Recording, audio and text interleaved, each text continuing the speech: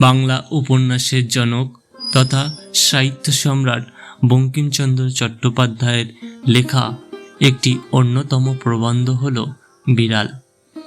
এই বিড়াল প্রবন্ধটি তোমাদের নবনির্মিত একাদশ শ্রেণীর সিলেবাসের সেমিস্টার 1-এর অন্তর্ভুক্ত একটি প্রবন্ধ। আজকে এই বিড়াল প্রবন্ধটি তোমাদের কাছে পাঠ করে শোনাবো। পরবর্তীতে এর ব্যাখ্যা ও প্রশ্ন সহ ভিডিও নিয়ে উপস্থিত হব। বিড়াল, বঙ্কিমচন্দ্র চট্টোপাধ্যায়।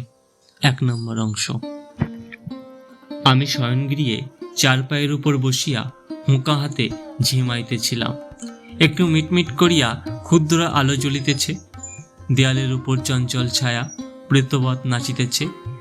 আহার প্রস্তুত হয় নাই, এজন্য হুঁকা হাতে নিমিলিত লোচনে আমি ভাবিতেছিলাম যে আমি যদি নেপোলিয়াম হইতাম, তবে ওয়াটার্ল্ড জিতিতে পারিতাম কিনা। এমন সময় একটি ক্ষুদ্র শব্দ হইল, মিয়াও। চাইয়া দেখিলাম, হঠাৎ কিছু বুঝিতে পারিলাম না।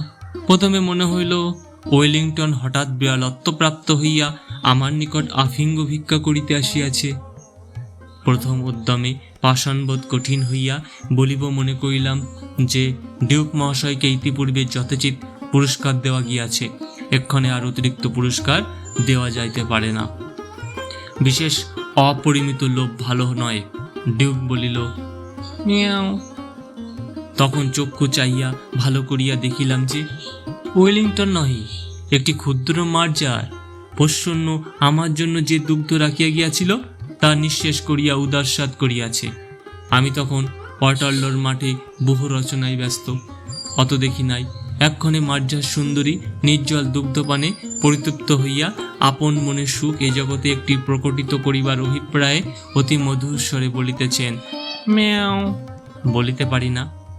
বুঝি তাহার ভিতরের একটু ব্যঙ্গও ছিল। বুঝি মার্জার মনে মনে হাসিয়া আমার পানে চাইয়া ভাবিতেছিল, কেহ মরে বিল ছেঁচে, কেহ খাই কই। বুঝি সে ম্যাও শব্দে একটু মন বুঝিবার অভিপ্রায় ছিল। বুঝি বিড়ালের মনের ভাব, তোমার দুধ তো খাইয়া বসিয়া আছি, এখন বলো কি। বলি কি, আমি তো ঠিক করিতে পারিলাম না।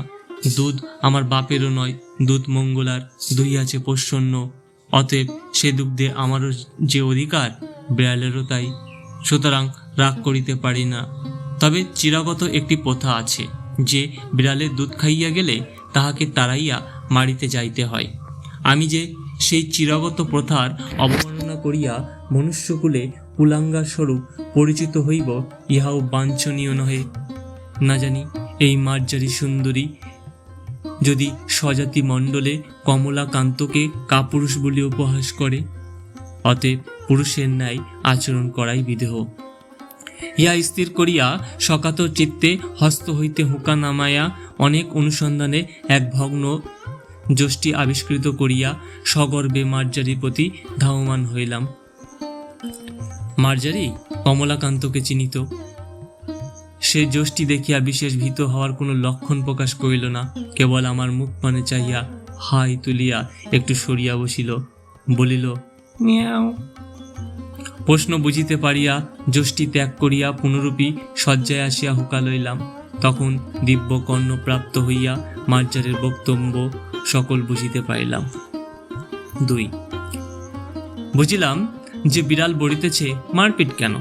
স্থির হইয়া হুঁকা হাতে করিয়া একটু বিচার করিয়া দেখো দেখি, এ সংসারের ক্ষীর, স্বর, দুগ্ধ, দধি, মৎস্য, মাংস সকলই তোমরা খাইবে, আর আমরা কিছু পাইব না কেন?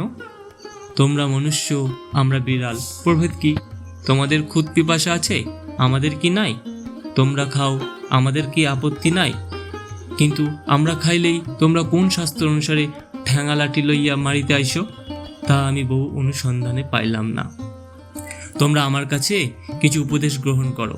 বিজ্ঞ চতুষ্পদের কাছে শিক্ষা লাভ ব্যতীত তোমাদের জ্ঞান উন্নতির উপায়ান্তর দেখি না। তোমাদের বিদ্যালয় সকল দেখিয়া আমার বোধ হয় তোমরা এতদিন এ কথাটি বুঝিতে পারিয়াছ। দেখো, শয্যাশয়ী মনুষ্য ধর্ম কি? পর উপকারী পরম ধর্ম। এই দুগ্ধটুকু পান করিয়া আমার পরম উপকার হইয়াছে। তোমার আহরিত দুগ্ধে এই পরোপকার সিদ্ধ হইল, অতএব তুমি সেই পরম ধর্মের ফলভাগী। আমি চুরি করি আর যাই করি, আমি তোমার ধর্ম সঞ্চয়ের মূলীভূত কারণ। অতএব আমাকে প্রহার না করিয়া আমাকে প্রশংসা করো, আমি তোমার ধর্মের সহায়। দেখো, আমি চোর বটে, কিন্তু আমি কি সাধ করিয়া চোর হইয়াছি? খাইতে পাইলে কে চোর হয়?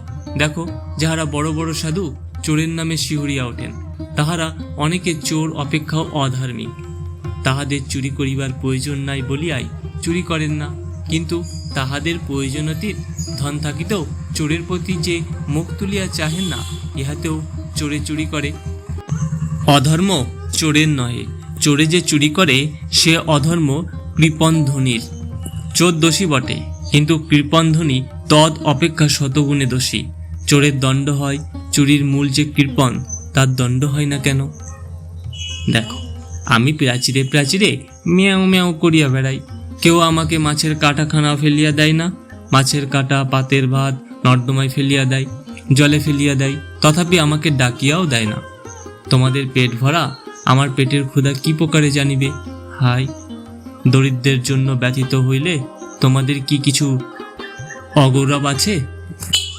আমার মতো দরিদ্রের ব্যথায় ব্যথিত হইয়া লজ্জার কথা সন্দেহ নাই।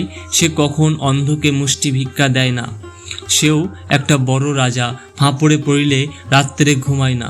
সকলেই পরের ব্যথায় ব্যথিত হইতে রাজি, তবে ছোট লোকের দুঃখে কাতর ছি কে হইবে?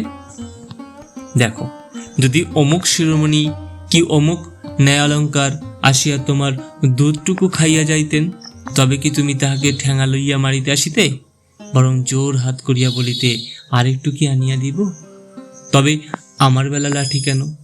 তুমি বলিবে, তাহারা অতি পণ্ডিত, বড় মান্য লোক। পণ্ডিত বা মান্য বলিয়াই কি আমার অপেক্ষা তাহাদের ক্ষুধা বেশি? তা তো নয়। তেলা মাথায় তেল দেওয়া মনুষ্য জাতির রোগ। দরিদ্রের দুঃখ কেহ বোঝে না। যে খাইতে বলিলে বিরক্ত হয়, তাহার জন্য ভোজের আয়োজন করো। ক্ষুধার জ্বালায় বিনা আহ্বানে তোমার অন্ন খাইয়া ফেলে, চোর বলিয়া তাহার দণ্ড করো। ছি ছি ছি, আর যে দেখো আমাদিগের দশা দেখো। প্রাচীরে প্রাচীরে, প্রাঙ্গণে প্রাঙ্গণে, প্রাসাদে প্রাসাদে মেয়াও মেয়াও করিয়া আমরা চারিদিক দৃষ্টি করিতেছি, কেহ আমাদেরকে মাছের কাটাখানা ফেলিয়া দেয় না। যদি কেহ তোমাদের সোহাগের বিড়াল হইতে পারিল, গৃহ মার্জার হইয়া বৃদ্ধের নিকট, যুবতী ভার্যার সহোদর বা মূর্খ ধনীর কাছে শতরঞ্চ খেলোয়াড়ের স্থানীয় হইয়া থাকিতে পারিল, তবেই তাহার পুষ্টি। তাহার লেজ ফুলে গায়ে লোম হয়, তাহাদের রূপের ছটা দেখিয়া অনেক মার্জার কবি হইয়া পড়ে। আর আমাদিগের দশা দেখো। আহারা ভাবে উদর কৃশ, অস্থি পরিদৃশ্যমান, নাঙ্গুল বিনত দাঁত বাহির হইয়াছে, জিহ্বা ঝুলিয়া পড়িয়াছে। অবিরত আহার অভাবে ডাকিতেছি, মেয়াও মেয়াও, খাইতে পাই না। আমাদের কালো চামড়া দেখিয়া ঘৃণা করিও না। এ পৃথিবীর মৎস্য মাংসে আমাদের কিছু অধিকার আছে, খাইতে দাও, নহিলে চুরি করিব। আমাদের কৃষ্ণ চর্ম, শুষ্ক মুখ, ক্ষীণ সকরুণ ম্যাও ম্যাও শুনিয়া তোমাদিগের কি দুঃখ হয় না? চোরের দণ্ড আছে, নির্দয়তার কি দণ্ড নেই? দরিদ্রের আহার সংগ্রহের দণ্ড আছে, ধনীর কার্পণ্যের দণ্ড নাই কেন? তুমি কমলাকান্ত দূরদর্শী, কেন না আফিংখোর? তুমি কি দেখিতে পাও না যে ধনীর দোষেই দরিদ্র চোর হয়? 500 দরিদ্রকে বঞ্চিত করিয়া একজনে 500 লোকের আহার্য সংগ্রহ করিবে কেন? যদি করিল, তবে সে খাইয়া তাহারা যাহা বাড়িয়া পড়ে তাহা দরিদ্রকে দিবে না কেন? যদি না দেয়, তবে দরিদ্র অবশ্য তাহার নিকট হইতে চুরি করিবে, কেননা অনাহারে মরিয়া যাইবার জন্য এ পৃথিবীতে কেহ আসে নাই।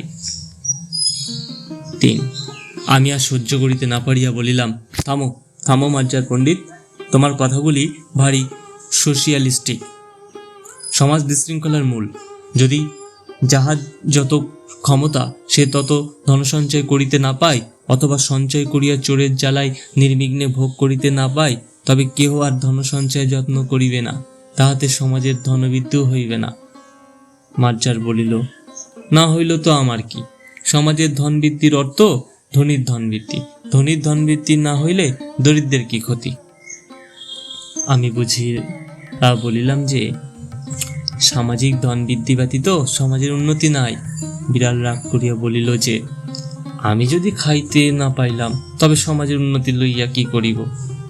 বিড়ালকে বোঝানো দায় হইল। যে বিচারক বা নৈয়ায়িক কস্মিনকালে কেহ তাহাকে কিছু বুঝাইতে পারে না, এ মার্জার সুবিচারক এবং সুতার্কিকও বটে। সুতরাং না বুঝিবার পক্ষে ইহার অধিকার আছে। অতএব ইহার উপর রাগ না করিয়া বলিলাম, সমাজের উন্নতিতে দরিদ্রের প্রয়োজন না থাকিলে বা না থাকিতে পারে, কিন্তু ধনীদিগের বিশেষ প্রয়োজন। অতএব চোরের দণ্ডবিধান কর্তব্য। মাজ্জার মহাশয়া বলিলেন, চোরকে ফাঁসি দাও, তাহাতে আমার আপত্তি নাই, কিন্তু তাহার সঙ্গে আরেকটি নিয়ম করো। যে বিচারক চোরকে সাজা দিবেন তিনি আগে 3 দিবস উপবাস করিবেন।